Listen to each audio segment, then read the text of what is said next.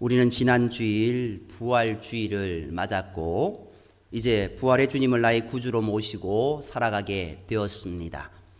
부활절은 예수님께서 모든 인류의 죄 문제를 해결하신 날이며 사망 권세를 깨뜨리신 날입니다. 그런데 부활하신 주님께서 주님의 부활을 믿지 못하고 좌절과 시리에 젖어 고향으로 내려가던 엠마오의 두 제자에게 나타나셔서 그들의 인생길에 동행자가 되어 주셨습니다. 그 결과 소망이 없고 낙담뿐인 그들의 삶이 놀랍게 변하여서 부활하신 주님을 알아보고 다시 예루살렘으로 돌아가 복음을 증거하는 힘찬 부활의 삶으로 변했습니다. 부활하신 주님께서 그들과 동행해 주시기 전과 동행하신 후의 삶이 너무나도 달랐습니다. 오늘 우리의 인생길에도 수많은 동행자가 있지만 내 인생 여정에 부활의 주님께서 영원한 동행자가 되어주시기를 간절히 소망합니다. 오늘 이야기는 저희 중 둘이 부활절에 엠마오로 가는 것으로 시작됩니다. 그들이 여행을 하는 이유는 정확하게 나와 있지 않습니다. 빈문을 발견하고 천사들의 메시지를 들은 것으로 보아서 모든 제자들은 사라진 시체인 미스터리가 풀리기까지 함께 모여 있었을 것입니다. 이 두 사람은 장기간 다른 제자들을 떠나 있으려 한 것이 아니라 그저 잠자리를 해결하기 위해 가고 있는 것 같아 보입니다. 가는 길에 그들은 모든 된 일을 서로 이야기했습니다.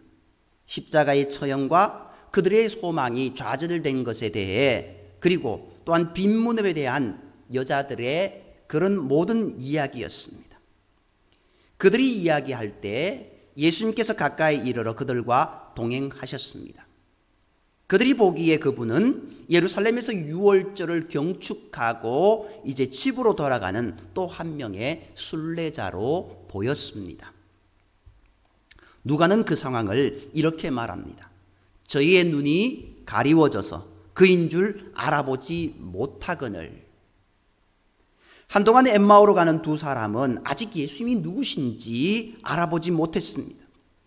그들에게 예수님은 죽어 장사되신 분이었습니다. 그들의 얼굴이 나타내듯 그들은 슬픔과 우울함으로 가득 차 있었습니다.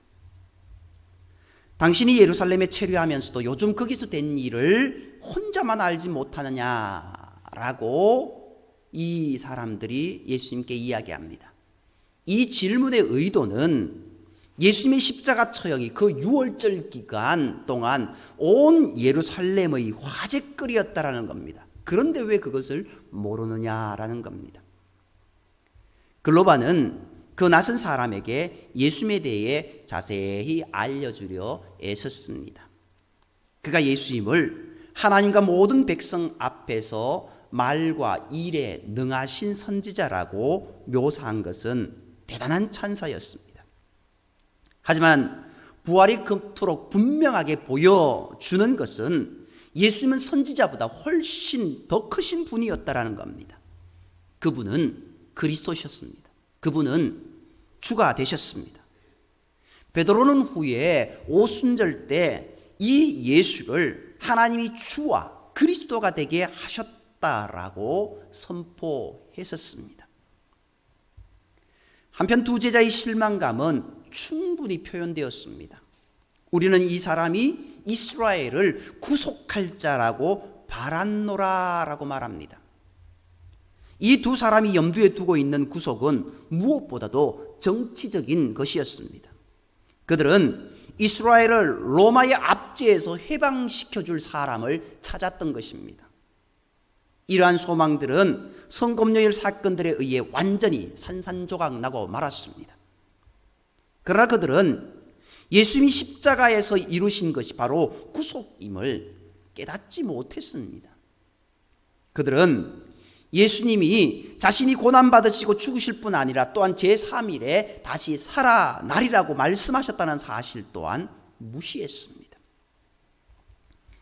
제자들은 이어서 여자들이 빈 무덤을 발견한 이야기를 요약하고 그 이야기를 확정합니다. 그렇게 하는 중에도 계속 회의적인 마음을 드러내고 있습니다. 또한 그들과 함께한 두어 사람이 무덤에 가보았으나 예수는 보지 못했다라고 말을 합니다. 다시 한번 그들이 부활의 가능성에 대해서는 절대 생각하지 않고 있음을 보게 됩니다. 그들의 마음은 마치 예수님을 뉘었던 무덤의 문처럼 굳게 닫혀 있었던 것입니다. 진리에 이르는 길은 우리의 눈과 마음을 여는 것이 먼저입니다. 먼저 예수님에 대한 진리를 발견하려면은 진리를 받아들이기 위해 마음이 열려 있어야 합니다. 그러한 열림은 우선 열린 눈과 관련이 있습니다. 엠마오로 가던 두 사람은 부활하신 주님의 임재에 대해 눈이 멀어 있었습니다. 그 중에서도 부활을 알려주는 모든 증거에 눈이 멀어 있었습니다. 그들은 분명 마음속으로 죽은 사람이 어찌 다시 살아날 수 있느냐라고, 다시 살아나지 않는다라고 확신하였기에 빈 무덤의 증거를 진지하게 받아들이지 하지 않았습니다. 그들은 여자들의 증거를 검토해 보려 하지도 않았고, 마찬가지로 베드로의 증거를 검토하려 하지 않았습니다. 우리 시대의 많은 사람들 중에서도 엠마오로 가던 두 사람과 유사하게 눈이 먼 이들을 보게 됩니다. 예수님이 부활하셨다는 증거는 편견 없이 와서 볼 준비가 되어 있는 사람들에게는 대단히 강력한 것이지만, 그러나 자신의 입장을 너무 확신하는 나머지 결코 그런 노력을 하지 않는 사람이 너무 많다라는 겁니다. 둘째로, 진리에 이르기 위해서는 열린 지성이 필요합니다. 엠마오로 가던 두 사람은 성경의 메시지를 이해하는 부분에서 마음이 꽉 막혀 있었습니다. 분명 그들은 자기들이 성경을 잘 안다고 생각했습니다. 그렇지만 성경에서 그리스도에 대해 뭐라고 말하는지 보기 위해 성경을 연구한 적은 한 번도 없었습니다. 그리스도에 대한 그들의 선입관은 사실상 성경에서 주님에 대해 죽음과 부활에 대해 말한 것과 일치하지 않았습니다. 오늘날에도 그러한 무지는 계속됩니다. 예수님을, 기독교를 무슨 금나와라 뚝딱 예수를 믿으면은 복 받는다라고, 잘 살게 된다라고 하는 그런 물질주의에 빠진 그런 모습들이 많습니다. 물론 우리가 신앙생활을 잘 하면은 그런 모습들도 덤으로 주시는 모습이 있습니다. 그러나 그건 너머의 모습이, 더 큰 모습이 있다는 것을 인식하지 못합니다. 일반적인 교육 수준이 높음에도 불구하고 서구 사회의 많은 사람들은 성경에 대한 지식이 거의 전무합니다. 왜냐하면 그들의 삶에 너무나 쉽게 기독교적인 신앙의 모습이 자리 잡고 있기 때문입니다. 서구의 문화를 한번 보시기 바랍니다. 그들의 문화는 기독교 문화입니다. 마치 신앙이 습관이 되어 있다라는 겁니다. 하지만 예수님의 부활에 관한 성경의 증거는 열린 지성으로 조사해 볼 준비가 되어 있는 사람들에게는 대단히 강력하게 다가온다라는 겁니다. 그렇게 우리의 마음을 열어야 됩니다. 셋째로, 진리에 대한 열리기 위해서는 열린 마음이 요구됩니다. 엠마오로 가던 두 사람의 마음은 비탄에 빠져 있었습니다. 분명 처음에는 예수님이 말씀하시는 바에 마음을 열기보다는 그들의 당혹감을 나누는 데 더 관심이 있었습니다. 그러고 나서 그들은 귀를 기울였습니다. 그 전환점이 된 것은 예수님을 그들의 집에 초청해 주님께 주도권을 맡길 때였습니다. 그때 그들은 마음이 뜨거워지는 것을 경험합니다. 마침내 그들은 예수님을 알아보게 되었습니다. 우리가 그분을 경험하려면 우리 역시 그분께 마음과 삶을 열어야 합니다. 하지만 예수님은 절대 우리에게 자신을 강요하시지 않습니다. 주님은 언제나 초청받기를 기다리신다는 겁니다. 열린 눈과 열린 지성과 열린 마음은 이제 열린 입으로 이어집니다.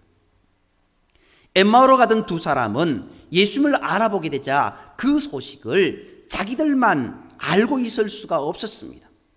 예수님의 복된 소식을 말하기 시작합니다. 어떤 의미에서 기독교의 메시지는 입을 열어 다른 사람들과 더불어 나눌 때에야만 비로소 참으로 우리 것이 되는 겁니다. 우리는 나그네 길의 영원한 동행자 예수 그리스도를 만나야 될 줄 믿습니다. 성경은 이 땅에서의 삶을 가리켜 나그네 삶으로 표현하고 있습니다. 고대 사회에서는 나그네를 극진히 대접하는 것을 신성한 의무로 여겼습니다. 하지만 누가는 그들이 유별나게도 강압적으로 예수님을 머물도록 초대했다고 묘사합니다. 그들이 강권하여 이르되 우리와 함께 유하사이다. 때가 저물어 가고 날이 이미 기울었나이다 라고 말합니다. 이것은 하루 중 가장 중요한 식사를 늦은 오후에 먹는 유대인들의 관습에 걸맞는 그런 말입니다. 그러나 이제 손님이 주인이 됩니다. 예수님은 떡을 가지사 축사하시고 떼어 그들에게 주시니 그제서야 그들은 앞에 계시는 분이 주님이신 줄 알게 됩니다. 이제 그들은 부활하신 그리스도를 만난 소식을 자기들만 알고 있을 수 없었습니다. 분명히 날이 거의 저물었다라고 이야기했습니다. 그런데 그렇게 예수님과 옥신각신했음에도 불구하고 곧 그 길로 그들이 예루살렘으로 돌아가기에 이릅니다. 하지만 그들이 소식을 전하기 전에 다른 사람들이 소식을 전했습니다. 주께서 과연 살아나시고 시몬에게 나타나셨습니다. 얼마나 대단한 날이었습니까? 그들은 부활하신 주님과 동행하는 기쁨을 누렸습니다. 이 나그네의 길의 여정에 우리는 주님은 참된 동행자가 되어 주신 것입니다. 그러므로 이 세상 나그네의 참된 동행자란 말은 우리의 삶이 나그네임을 다시 한번 강조해 줌과 동시에 주님이 우리와 늘 함께 하신다는 이 사실을 믿음으로 고백하는 말이 된다라는 겁니다. 사람은 날 때부터 정해진 길이 있습니다. 그 길은 죽음으로 끝나는 길입니다. 그러나 그 죽음으로 끝나는 길은 영원한 죽음이 아니라 영원한 생명의 길인 것을 우리는 다시 한번 기억해야 됩니다. 만약 예수님께서 사망 권세를 깨뜨리고 부활하지 않으셨다면 우리 모두는 영원한 죽음의 동행자가 될 수밖에 없었습니다. 함께하던 친구도 형제도 부모도 어디로 가는지 모르는 사이에 하나씩 이 세상에서 사라집니다. 나를 위로해주고 사랑해주고 동행해준 동행자들이 하나 둘씩 죽음의 석양길을 걷는 순례자가 되어 이 땅을 떠납니다. 바로 엠마오로 가는 두 제자의 모습에서도 이러한 모습을 발견할 수 있습니다. 그러나 부활하신 주님은 이러한 우리에게 나타나셔서 밝은 낮의 동행자, 영원한 생명의 동행자가 되어 주십니다. 엠마오의 두 제자의 나타나신 예수님, 그 예수님이 나타나신 때는 어떤 때였습니까? 실패와 좌절과 절망의 때에 나타났습니다. 우리는 영원한 동행자 되시는 예수님을 만나기만 하면은 우리의 마음이 뜨겁지 아니하더냐라고 고백했던 것처럼 우리에게도 뜨거운 변화의 역사가 일어나게 되는 줄 믿습니다. 오늘 두 제자가 어디로 가고 있습니까? 엠마오로 가고 있습니다. 그런데 이 엠마오라는 지명의 뜻이요, 온천이라는 뜻이 있습니다. 온천에 뜨거운 물줄기가 터져 나오듯 예수님을 만나는 순간 뜨거운 신앙의 온천, 말씀과 은혜의 온천, 주를 사랑하는 온천이 터져 나오는 역사가 일어나는 것입니다. 엠마오로 가는 두 제자가 만약 부활하신 주님을 만나지 못하고 엠마오로 갔다면 무엇을 했겠습니까? 무엇을 하든지 간에 결국은 죽음을 향해 가는 나그네 삶에 불과했을 것입니다. 그러나 예수를 만나자마자 어디로 향했습니까? 예루살렘으로 돌아가 생명의 복음을 증거하는 하나님의 사역자, 사도로 다시 쓰임받는 모습이 되었습니다. 부활의 동행 되신 예수님의 손을 꼭 붙잡는 저와 여러분이 되기를 간절히 소망합니다. 인생의 가장 크고 절실한 문제 무엇입니까? 누구도 이 죽음의 문제 앞에 당당할 사람 아무도 없습니다. 죽음은 우리 인생의 가장 절실한 사건입니다. 인류 역사상 수많은 사람이 죽음의 행로에서 해결해 보려고 했지만, 진시황도 불로장생을 외쳤지만 그도 무덤으로 사라졌습니다. 엠마오로 가는 두 제자, 죽음을 향해 가던 나그네의 길에서 주님이 찾아오심으로 역사가 달라졌습니다. 그들의 인생이 달라졌습니다. 이처럼 부활하신 주님은 우리의 나그네 인생길의 동행자가 되어주셔서 죽음을 향한 여정을 생명의 부활의 길로 바꾸어 주시는 분이심을 믿으시기 바랍니다. 엠마오 도상의 이야기는 그저 부활하신 주님을 한번 만나고 마는 그런 이야기가 아닙니다. 오히려 어떻게 부활하신 주님께서 계속해서 심지어 오늘까지도 사람들을 만나시는지 이를 시사해 주는 이야기로 볼 수 있습니다. 예수님은 우리 삶의 어두움 한가운데서 우리를 만나 주십니다. 엠마오로 가던 두 사람이 슬픈 빛을 띤 얼굴로 터벅터벅 길을 걸어가고 있었을 때 그들은 깊은 절망에 빠져 있었지 않습니까? 그런 그들을 하나님은 만나 주셨습니다. 처음에는 그들이 실망했지만 그들의 실망을 이제 환희로 기쁨으로 바꾸어 주었습니다. 그들의 어둠 속에서 예수님께서 가까이 이르러 그들과 동행하셨습니다. 비록 그들은 처음에는 그분을 알아보지 못했지만 예수님은 거기 계셨습니다. 예수님은 우리가 자신만의 특별한 어둠 속을 통과하고 고난의 길을 걷고 있을 때 거기에도 역시 계신다라는 겁니다. 그 어둠은 우리의 삶에 닥친 어떤 비극이나 재난이 될 수도 있습니다. 우리는 이러저러한 종류의 상실을 경험했을 수도 있습니다. 우리는 하나님께 실망하기도 합니다. 우리의 믿음에 실망하고 어쩌면 주님의 교회에 실망합니다. 우리는 인생길을 걸어갈 때 눌리고 쓸쓸하고 고독하고 좌절하고 절망하고 눈물 흘리며 그렇게 살아갑니다. 하지만 엠마오 도상의 이 이야기는 하나님이 자기 백성을 결코 버리지 않으신다는 것입니다. 우리를 결코 홀로 걷지 않게 하십니다. 우리가 보지는 못할지라도 예수님은 우리와 나란히 걷고 계십니다. 아니, 우리를 업고 가십니다. 예수님은 말씀에 대한 해석 가운데 우리를 만나 주셨습니다. 엠마오로 가던 두 사람의 체험 중에서 핵심은 성경을 여는 것이었습니다. 실로 뒤늦게서야 성경이 올바로 해석되었을 때 그들의 마음이 뜨거워짐을 느끼게 됩니다. 더 나아가 예수님을 떡을 떼시면서 우리를 만나십니다. 떡을 떼신다라는 것은 말씀을 떼어서 우리의 입에 넣어주시는 것입니다. 그것을 먹고 우리의 삶에, 우리의 생활 가운데 그 말씀이 영양분을 공급할 때 우리는 눈이 밝아지고 우리의 삶이 밝아지는, 우리의 영이 밝아지는 것을 경험하게 되는 겁니다. 성만찬은 그저 우리를 위해 죽으신 주님을 기억할 때만 필요한 것이 아닙니다. 이는 또한 죽은 자 가운데서 살아나시고 이제 영원토록 살아계시는 주님을 만나는 장소라는 겁니다. 우리가 주님을 기억한다라는 것, 주님을 만나는 수단이 됩니다. 성찬은 그저 성도들끼리만 행하는 것이 아니라 주님과 함께 행하는 것입니다. 오늘 제자들이 주님과 그 성찬을 한 이후에 그들의 눈이 완전히 열려지게 되었습니다. 그들이 주님을 인식하게 되었습니다. 이제 부활의 참 기쁨을 누리게 되었습니다. 이 세상 나가는 길을 갈 때 주님은 항상 우리와 동행하시는 줄 믿습니다. 부활하신 주님께서 엠마오로 향하신 제자들에게 찾아오신 것처럼 오늘 우리 모든 성도들과 영원히 동행하는 은혜가 있기를 주님의 이름으로 축복합니다.